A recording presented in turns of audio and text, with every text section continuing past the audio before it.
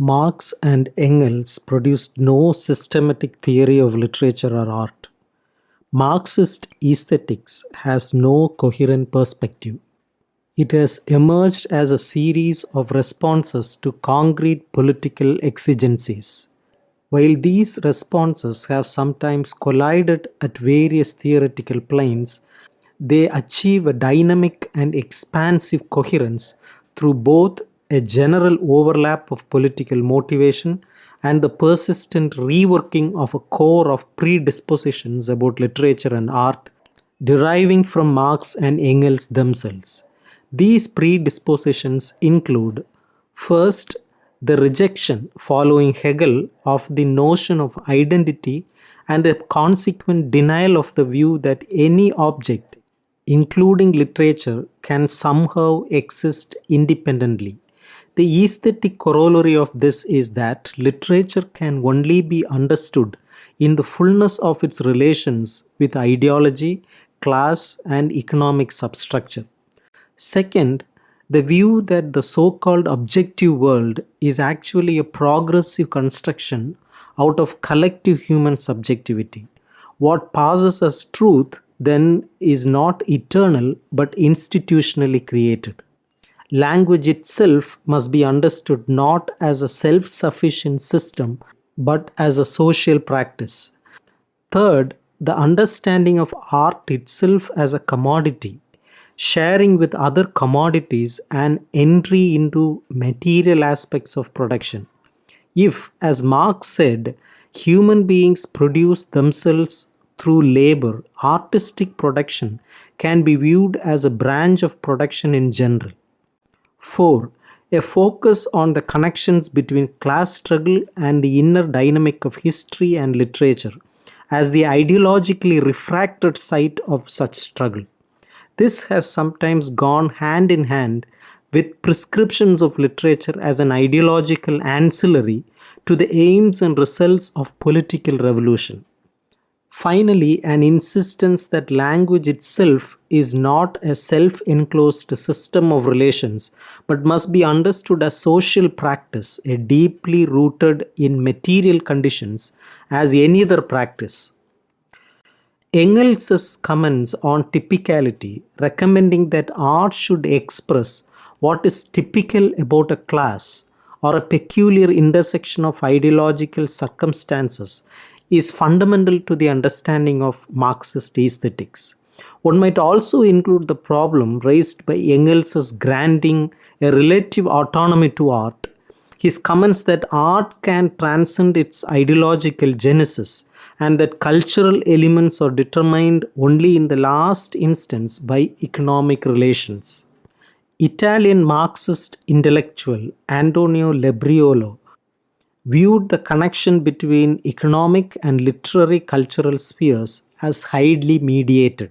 Georgy Plekhanov, the father of Russian Marxism, argues in his highly influential Art and Social Life, published in 1912, that the idea of art for art's sake arises when the individual finds himself in hopeless disaccord with his society. When there is a possibility of social change, art tends to be more utilitarian, engaging in the process of larger transformation. Plekhanov also pioneered the significance of play as a dramatization or imitation of labor. Vladimir Lenin occupied a central role not only in the Russian Revolution of 1917 but also in the unfolding of Marxist aesthetics toward a more politically interventionist stance. He is aware that individual acts of reading and interpreting are conducted within parameters dictated by class interests. At deeper level, Lenin's approach to aesthetic value, embracing as it does the totality of historical circumstances, including class, preceding literary traditions and relation to political exigency, can be seen to derive from his acknowledgement of the dialectical character of Marxism.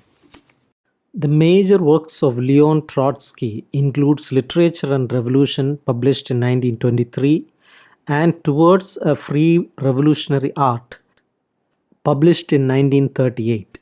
In his work Towards a Free Revolutionary Art, Trotsky urges a complete freedom for art while acknowledging that all true art is revolutionary in nature. He suggests that art has its own laws of development and there is no guarantee of an organic link between artistic creativity and class interests. Such creativity lags behind the spirit of a class and is not subject to conscious influence. Trotsky seems to travel a fine line between granting art a certain autonomy while viewing it as serving in a highly mediated fashion an important social function. A. Zadnov defined socialist realism as the depiction of reality in its revolutionary development. The truthfulness of the artistic image must be linked with the task of ideological transformation. Lucas, the foremost Marxist aesthetician of the 20th century, views modern capitalist society as riven by contradictions between universal and particular, intelligible and sensible, part and whole. The realist art expresses a vision of the possible totality, embracing these contradictions, a totality achieved by embodying what is typical about various stages. For example, an individual character might enshrine an entire complex of historical forces.